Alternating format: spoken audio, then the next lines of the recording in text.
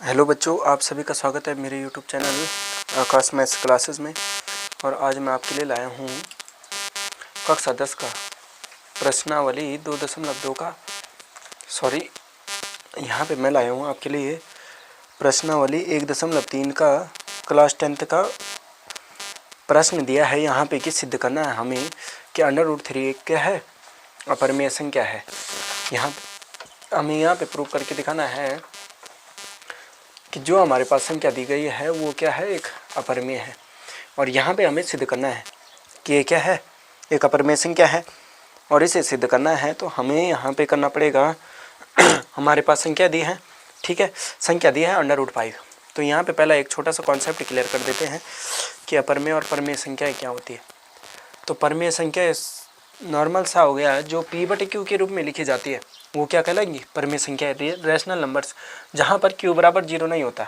अब कॉमन सी बात है कि Q बराबर 0 नहीं होता, तो यहाँ पे हमारे पास जैसे Q है, P/Q बोला मैंने ना, P/Q, ठीक है, P/Q है, जहाँ पर P तो ठीक है बट Q बराबर नहीं होता है 0। तो Q बराबर 0 ना होने का रीज़न क्या है कि P है जैसे हमारे पास 1, 2, 3 और 4 संख्याएं हैं और Q बराबर हमारा 0 नहीं होना चाहिए। अगर हम Q बराबर 0 रखते हैं तो हमारा मान आता है 0। कैसे, P/Q है, P बराबर हमने 1 रखा तो 1/, कितना हो गया 0, तो इसका मान कितना हो जाएगा, 0 हो जाएगा, है ना, 0 हो जाएगा। यहाँ पे मान हमारा क्या हो जाएगा, 0 हो जाएगा। इसलिए P/Q है तो Q बराबर 0 नहीं होगा। तो यहाँ पे परिमेय संख्या है, तो हम यहाँ पे क्या लिखेंगे, रेशनल नंबर्स, क्या बोलते हैं उनको, परिमेय संख्या को बोलते हैं रेशनल नंबर्स। तो रेशनल नंबर्स है तो हम यहाँ पे चलिए लिखते हैं रेशनल नंबर्स क्या होते हैं,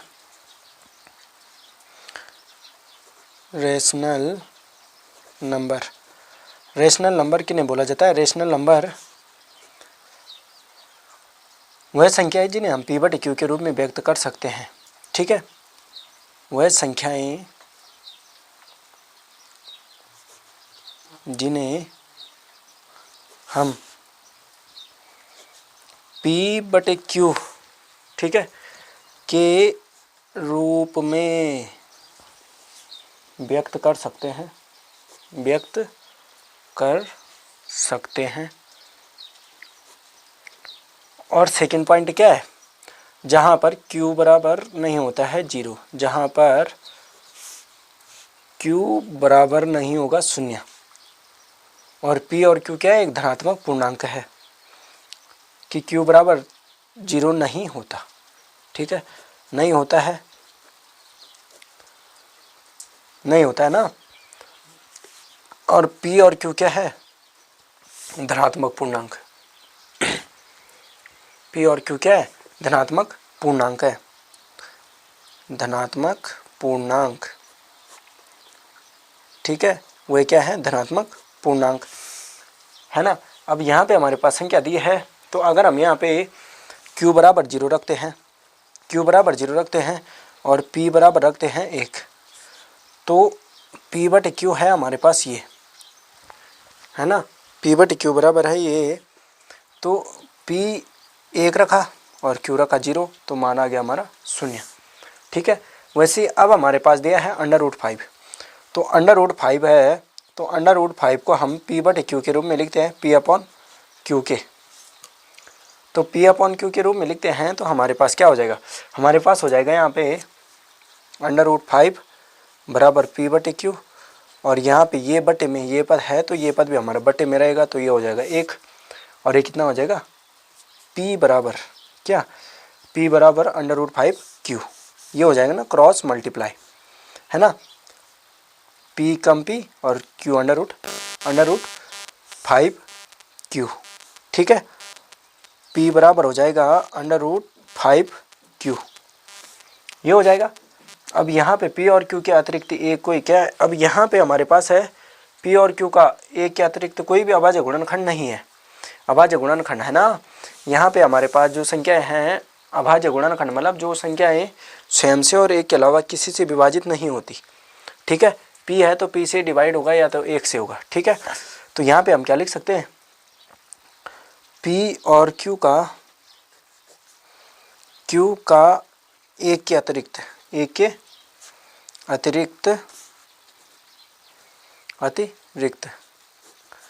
कोई भी अभाज्य गुणनखंड नहीं है, कोई अभाज्य गुणनखंड नहीं होगा। ठीक है, अभाज्य गुणनखंड नहीं होगा, गुणनखंड नहीं होगा। ठीक है, अभाज्य गुणनखंड नहीं होगा। ठीक है, ये हो जाएगा। तो अब यहाँ पे हमारे पास है P बराबर क्या था, P बराबर था √5Q। अब दोनों पक्षों का वर्ग करते हैं हमारे पास, तो क्या हो जाएगा, रूट से रूट कैंसिल हो जाएगा, तो 5P² हो जाएगा। इसका भी वर्ग करते हैं, तो यहाँ पे लिखते हैं हम दोनों पक्षों मतलब LHS और RHS का वर्ग करने पर क्या हो जाएगा हमारे पास हो जाएगा P² बराबर √5Q का होल स्क्वायर। अब यहाँ पे स्क्वायर है तो इसका रूट इससे और स्क्वायर इसमें लग जाएगा, है ना। यहाँ पे नॉर्मल सा है ना, दोनों पदों में होगा स्क्वायर, तो हमारे पास कितना हो जाएगा, P² बराबर हो जाएगा 5Q²। अब 5Q² हो जाएगा तो यहाँ पे हमारे पास कितना हो जाएगा, P बराबर हो जाएगा 5, है ना। P बराबर कितना हो जाएगा, 5 हो जाएगा। तो अब यहाँ पे कंडीशन क्या है, यहाँ पे हो जाएगा दोनों का वर्ग होता है इतना, तो Q² संख्या 5 से विभाज्य हो सकती है। अब यहाँ पे क्या बोल रहे हैं, यहाँ पे हो जाएगा कि P संख्या क्या हो सकती है, P² संख्या 5 से विभाजित हो सकती है, 5 से विभाजित। ठीक है, 5 से विभाजित हो सकती है। और तब क्या हो जाएगा, P² बराबर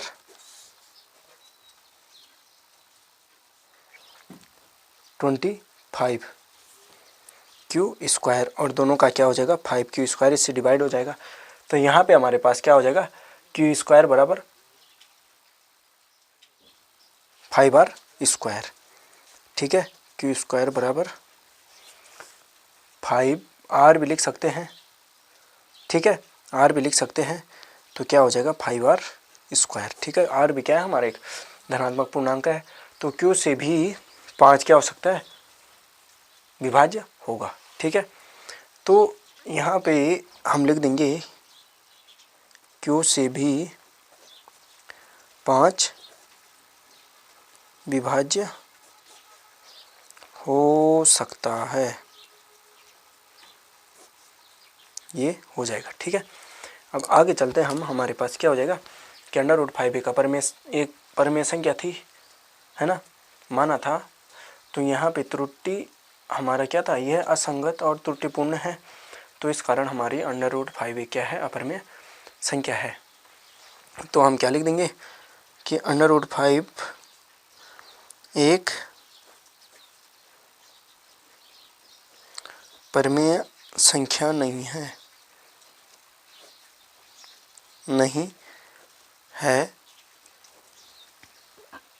असंगत तथा त्रुटिपूर्ण है, असंगत तथा त्रुटिपूर्ण है।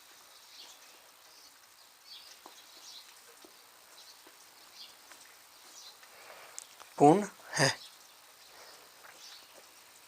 तो √5 एक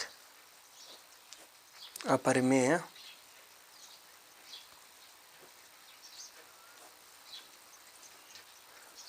संख्या है। ठीक है, ये हो जाएगा। अब हमने यहाँ पे लिखा था √5 1.3 का था प्रश्नावली का।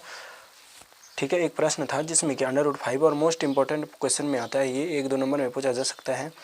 तो पहले हमने रेशनल नंबर लिखा था, तो रेशनल नंबर लिखा तो तब माना हमने क्या लिखा, माना √5 एक परिमेय संख्या है। अगर तुम्हें यहाँ पे सिद्ध करना नहीं आता है तो तुम यहाँ पे परिमेय और अपरिमेय संख्या की परिभाषा लिखकर P/Q के रूप में लिख दो, उसमें भी आपको नंबर प्राप्त हो सकते हैं। ठीक है, 1-2 नंबर प्राप्त हो सकते हैं, इसीलिए इसको क्या करना, ढंग से एक बार दोबारा रिपीट कर लेना। तो चलिए बच्चों, आज के लिए इतना ही। और मैंने यहाँ पे क्या किया, यहाँ पे एक बार समझ लेते हैं कि वह संख्या जिन्हें हम पी बटे क्यू के रूप में लिखेंगे वो कहलाती है हमारी परिमेय संख्याएं। पी बटे क्यू के रूप में लिखा जाता है और क्यू बराबर नहीं होता है 0।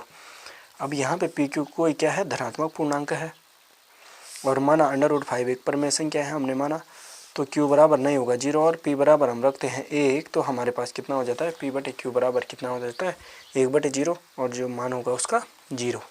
ठीक है। अब √5 बराबर पी बटे क्यू है, तो √5/1 equals to P upon Q, तो इसकी क्रॉस मल्टीप्लाई हो जाएगी, तो पी बराबर कितना हो जाएगा √5 क्यू। ठीक है। अब पी और क्यू का एक के अतिरिक्त कोई अभाज्य गुणनखंड नहीं होगा। ठीक है, नहीं होगा, और p बराबर क्या हो जाएगा √5q। तो दोनों पक्षों का वर्ग करने पर क्या हो जाएगा, p² बराबर 5q²। दोनों पक्षों का वर्ग किया तो वर्ग करने पर रूट से रूट कैंसिल हो गया, 5q² हो गया। अब इसको सरल किया तो 5 से अब क्या हो जाएगा कि p² संख्या 5 से भी क्या हो सकती है, विभाजित हो सकती है। तो 5p² बराबर क्या हो जाएगा 25q²। तो q² बराबर कितना हो जाएगा 5r² हो जाएगा। तो यहाँ पे q से भी क्या हो सकता है 5 विभाज्य हो सकता है। लेकिन यहाँ पे हमने माना था कि √5 एक परिमेय संख्या है, तो हमारी जो हमारा माना था वो त्रुटि संगत असंगत था, वह त्रुटिपूर्ण था, तो इसीलिए √5 क्या है, अपरिमेय संख्या है। और अपरिमेय संख्या वह कहलाएंगी जिन्हें हम p बटे क्यू के रूप में नहीं लिख सकते हैं, तो क्या कहलाएंगे, अपरिमेय संख्याएं कहलाएंगी। ठीक है, चलिए आज के लिए बस इतना ही। आपको मिलता हूँ अगले प्रश्न के साथ नए वीडियो में, और इस प्रश्न को अवश्य पढ़ लेना। चलिए धन्यवाद, और मेरे चैनल को लाइक शेयर एंड सब्सक्राइब करना ना भूलिएगा।